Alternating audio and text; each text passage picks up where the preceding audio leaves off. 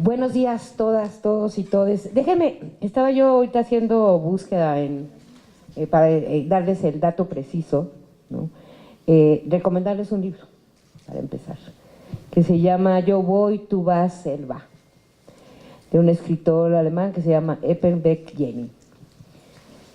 Este libro cuenta la historia de una persona que se jubila, un maestro, y que con el tiempo libre que tiene a partir de la jubilación se va a convivir en los campos de refugiados en Alemania con las personas.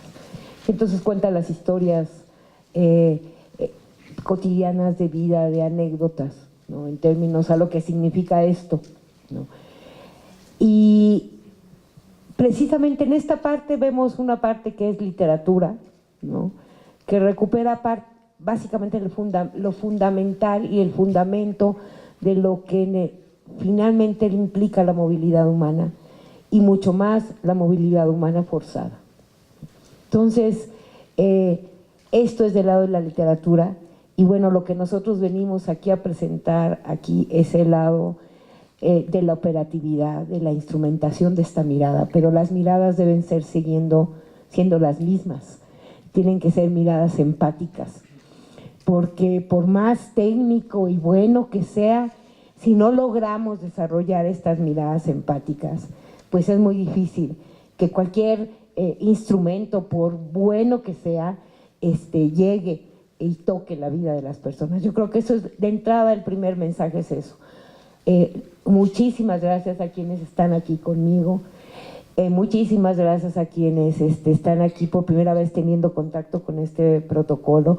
Y permítanme especialmente darle la muy bienvenida a muchas personas que están aquí, no todas, con las cuales se construyó este protocolo, en reuniones a las 8 de la mañana y a las 6 de la tarde todos los días, y que están también aquí presentes, ¿no? Porque sin ellas, eso es lo importante de visualizar este instrumento que les presentamos hoy, es el esfuerzo de un trabajo colectivo, es el esfuerzo de un trabajo, no nada más de una institución, sino de muchas instituciones y muchas personas, muchas organizaciones de la sociedad civil, que también están aquí algunas, que han ayudado a construir y a fortalecer esta mirada desde lo local, que básicamente pone en el equilibrio, es decir, en la balanza entre seguridad nacional y seguridad humana. Aquí lo que se hace es lo local, y lo que representa este protocolo es la ganancia de la mirada en la seguridad humana, ¿no? Ese es un primer principio, es un principio muy importante. Lo otro tiene que ver con que sí, nos sirve, se construyó no a partir de las revisiones bibliográficas, que son muy buenas, no muchas veces, ¿no? Los estudios académicos también lo son, pero este protocolo tiene la característica de que se construyó a partir de la experiencia. Es decir, con todo y de que digamos, la primera versión surge del puente humanitario del 2018, ahí en la Purada, con un equipo liderado por Nancy Pérez, al cual también me permito aquí reconocer, pasamos las Navidades y el Año Nuevo intentando sistematizar todo lo que había pasado exactamente en el mes de noviembre y en el mes de diciembre, en donde además esta comisión, y también quiero hacerlo público, trabajó 24 horas por 24 horas en esos campamentos iniciales que ustedes vieron, muchos de ustedes, por televisión. Entonces, nos dimos a la tarea de sistematizar esto. Además, afinó miradas con las primeras operaciones de la recepción de las siguientes caravanas en el mes de enero y febrero aquí en la ciudad. Y entonces, digamos, esa es la primera, la primera referencia que quiero compartir y que se queden ustedes.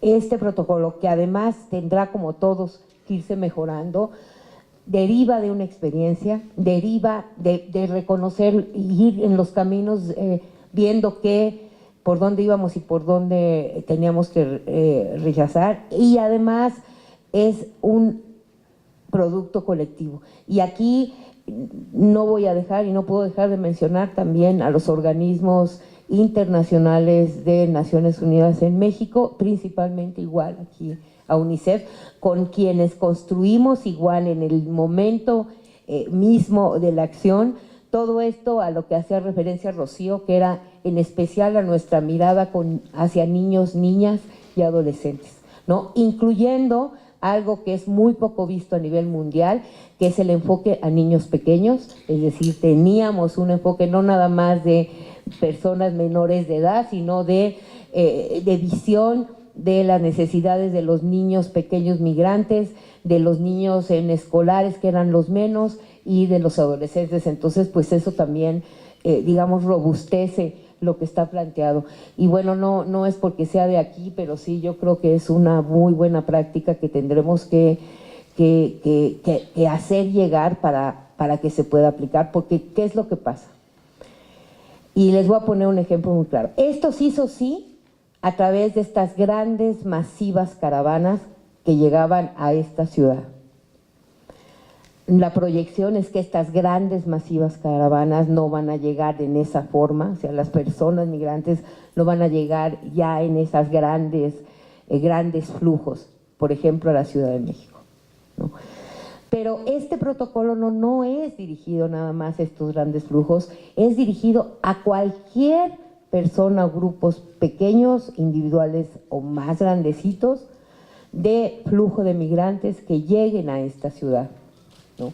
Entonces esta atención local, es decir, esto no está nada más referido a eso, sí contempla una primera etapa de lo que es el acogimiento, ¿no? Y es la primera recepción, la primera acogida, son albergues temporales, lo que eso implica, ¿no? Y digamos, se pueden adaptar a otras cosas, no está dirigido nada más a esta, digamos, esta fórmula muy masificada de los caminos para llegar a esta ciudad. Les pongo un ejemplo, para mí es cuando te dicen aprende a manejar con velocidades, porque después ya si te ponen un automático, pues en automático. Al revés no, te aprendes en automático, después si te quieren hacer manejar por velocidades te va a costar un poquito más de trabajo.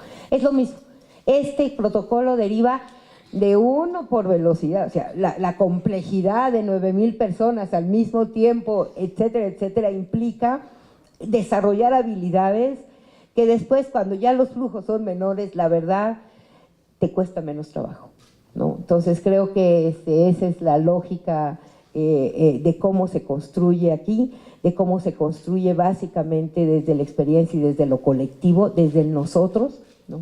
Desde donde estemos. Y entonces yo aprovecho, pues bueno, la oportunidad de agradecer a quienes están aquí acompañándonos, pero también sobre todo de agradecer a quien nos dio su trabajo y sus vidas.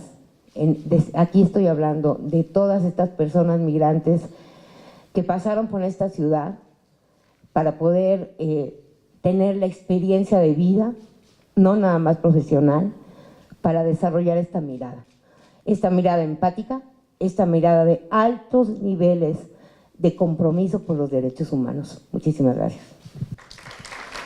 Sí, yo seré muy breve, la verdad es que el video quedó muy bueno, ¿no? El protocolo también está para que lo revisen, y bueno, Nancy ya da un recorrido sobre las principales cuestiones que abarca el protocolo. Dejen nada más compartir para mí lo que serían los grandes retos y las grandes lecciones igual. Lo primero es la importancia de la coordinación interinstitucional en todos los niveles, transversal y vertical y horizontalmente. Ese tipo de procesos no se puede, tiene la lógica del protocolo, la lógica de este tipo de atención tiene que ver con esta coordinación y básicamente lo que hace el protocolo es decir cómo se cuece esto de la coordinación que todo el mundo habla y luego a la mera hora no sabemos cómo hacerle, ¿no? Y como yo les comentaba al principio, pues fíjense, con cosas tan sencillas como articulen reuniones mañana, tarde, tengan puestos de mando de quien coordine en el momento de todos los días, del día a día, del momento, porque las cosas en este tipo de procesos con la población migrante todo el tiempo están marcándote retos todo el tiempo te están marcando respuestas y necesidad de respuestas, y siempre están emergiendo cosas que no te imaginabas que iban a pasar, pasan. Y entonces tenemos y se tienen que dar estas respuestas. Entonces esa es una primera clave. Lo otro es la necesidad de que este tipo de protocolos puedan ser adaptados no nada más a lo que venga y a la movilidad, así al tipo de cómo se modifican las migraciones, los flujos y el caminar de las personas, sino también en el país, en otros lugares del país, que pueden y que se puede hacer, y con esta suma y con esta voluntad, y que básicamente pues sirva para eso. La otra parte tiene que ver con los segundos retos, y es qué hacemos con la inclusión social, ahora sí que cómo armamos verdaderamente políticas de inclusión social, y ahí pues también está claves de lo que nos da este protocolo, estas miradas específicas súper importantes, ¿no? Como para poder ser exitosos, y sobre todo finalmente el que se puede partir de la lógica de seguridad humana en todo momento en este tipo de estrategias.